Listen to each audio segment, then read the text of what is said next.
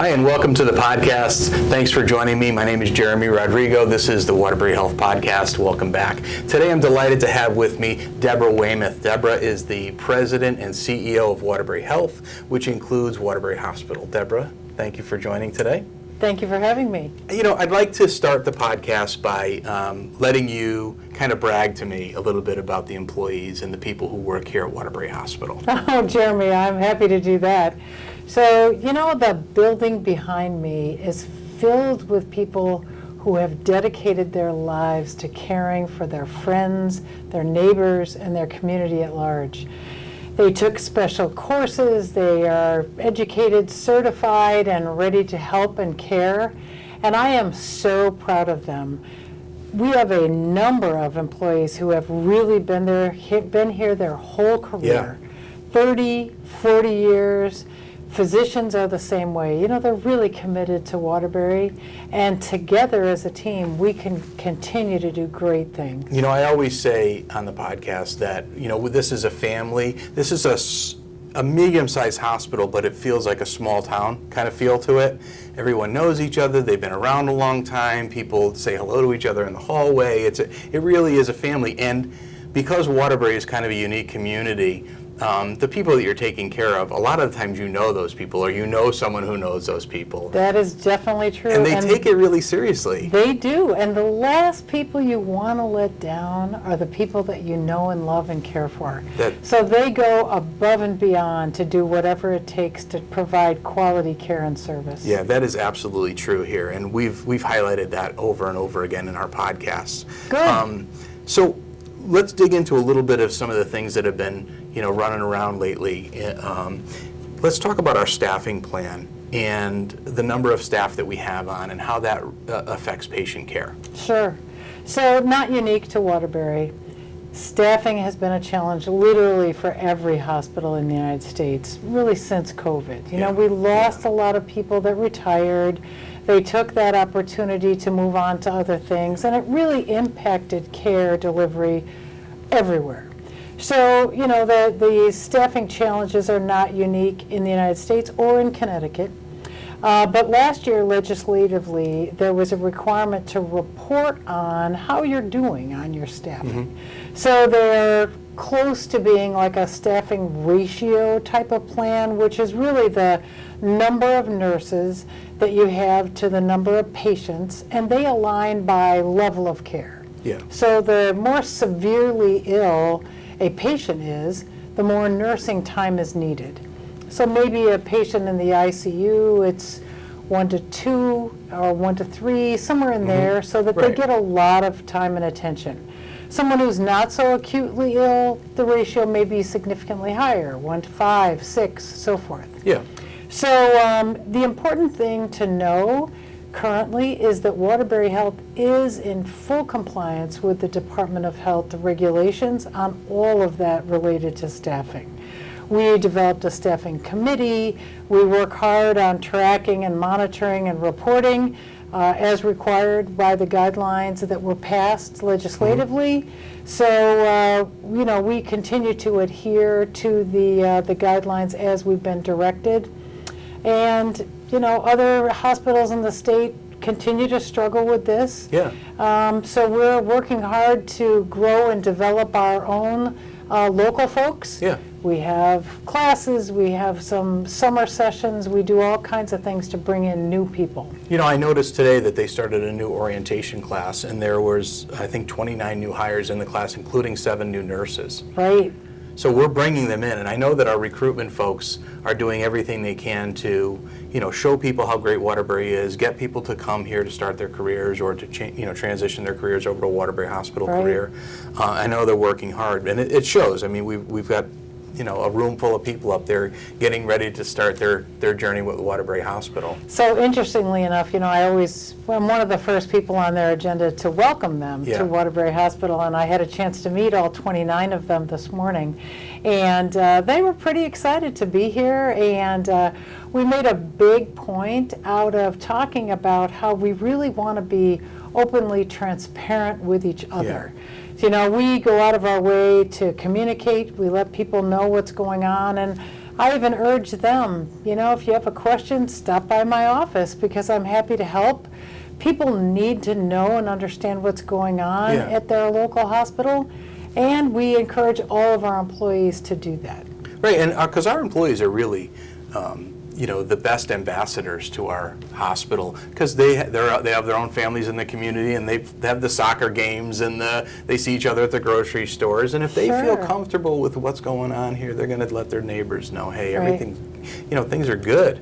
Well, and they have to have that data to answer the question.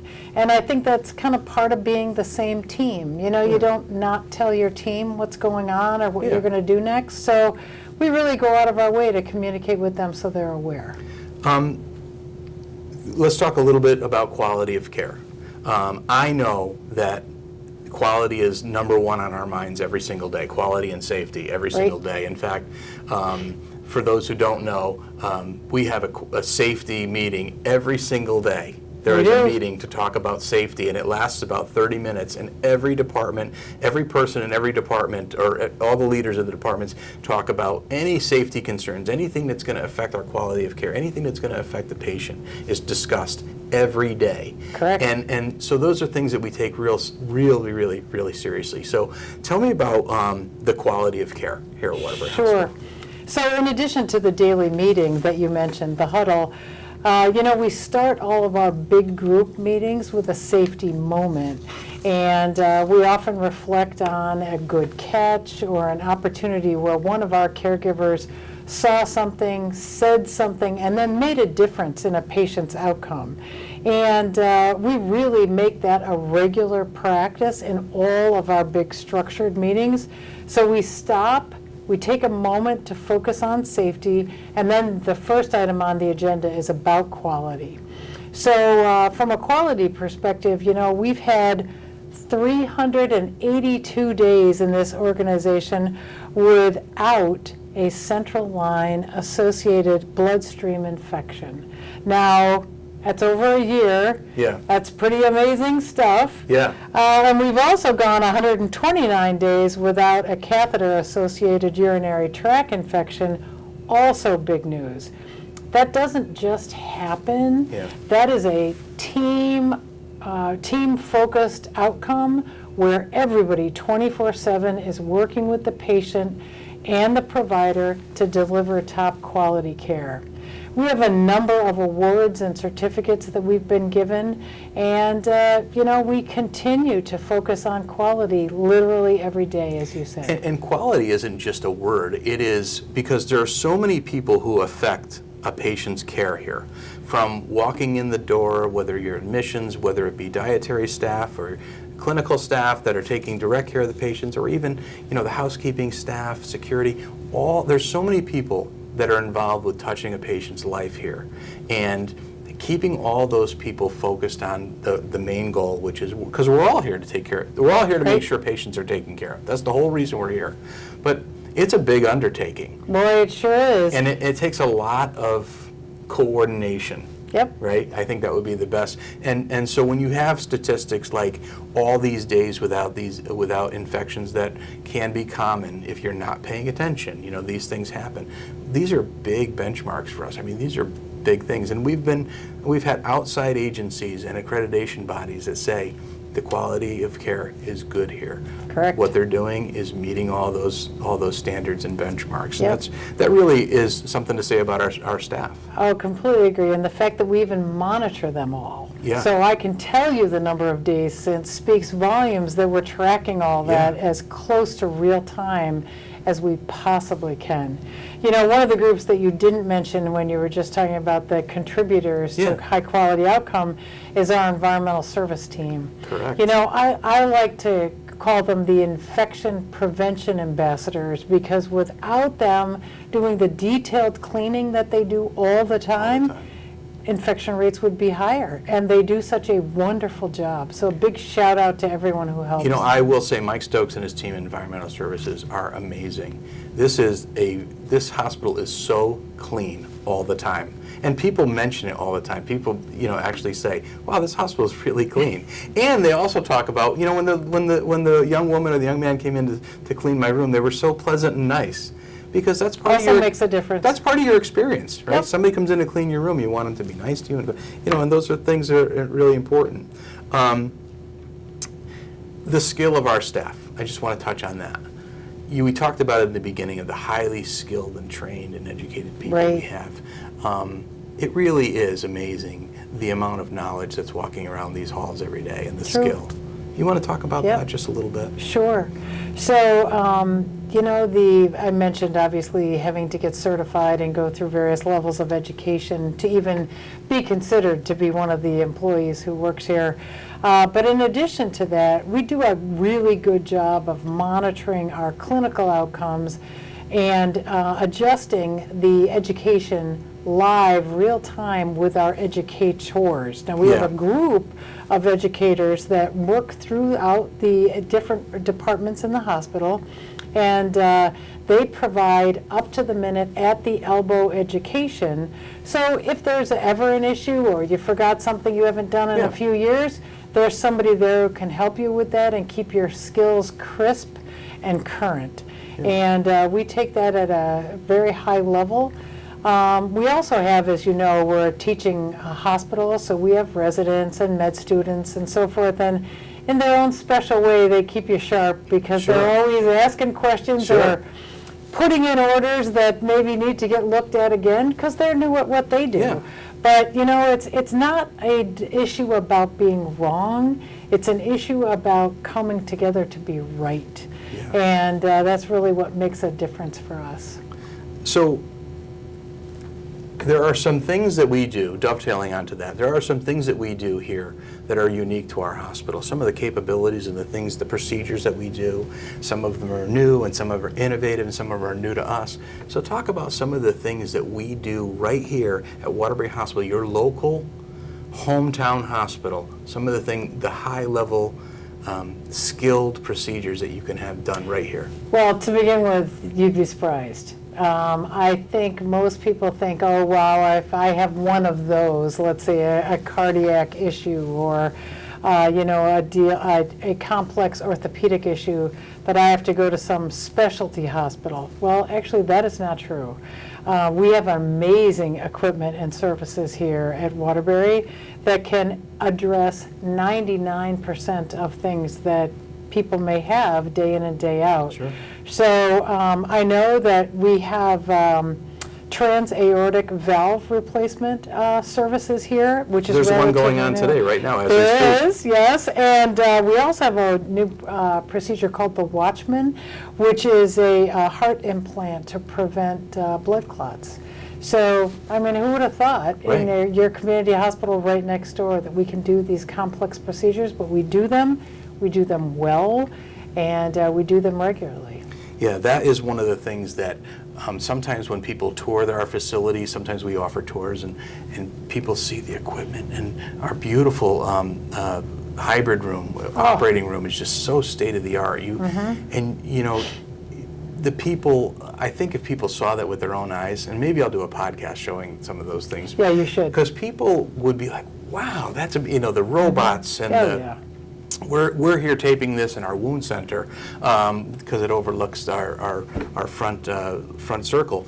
But our wound center with hyperbaric chambers and the technology here is just amazing. Yep. Of what we have. Very true, but you should do a podcast from there. That's a great idea to do a podcast Yeah. from the TAVR room or what we call the hybrid room. Yep. Would be amazing. Absolutely. So we're going to get down to something that's on the front of mind for everybody is Yale. Okay. And what is your take on what's happening with Yale at this moment in time? Well, great question. Yeah. We actually took a very long time to work through the OHS process. And now that we have that approval, the two parties are currently negotiating the final price.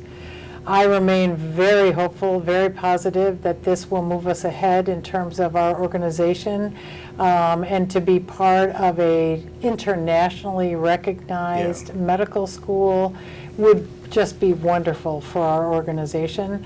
And we are, like I said, very positive that we'll hear something in the near future.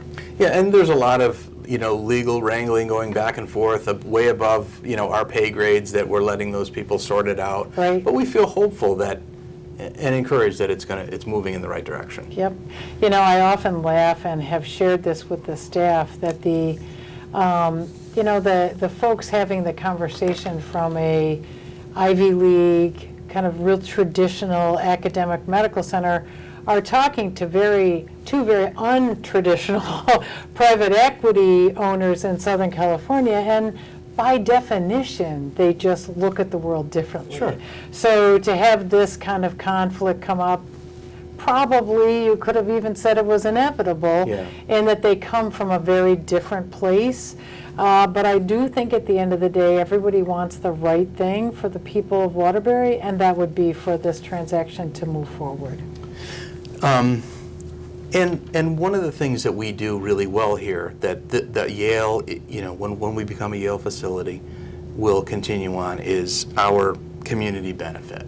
We provide an awful lot of benefit to the community, those who are underserved, those who are, have challenges in regards to their means. So can you talk a little bit about the community benefit, what we do for our residents, our community, Sure. right now?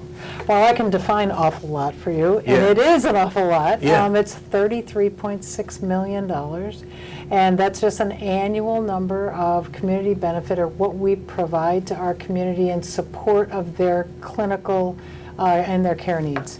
So it's a pretty big number for an organization our size, but we truly believe in supporting our community. So people who come in, first of all, anybody who walks through our doors is going to get care. Correct.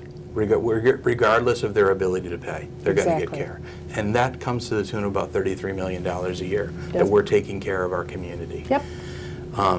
Is there anything else that you wanted to mention as we're going to wrap up a little bit, but I wanted to make sure that you got everything out that you wanted to talk about.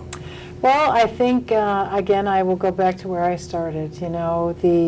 It takes all of us every day to make this organization work. And I just want to thank the people in the building behind me for staying the course and really doing their best to our community, giving their best, focusing on quality care and service. I respect them all. So, great team.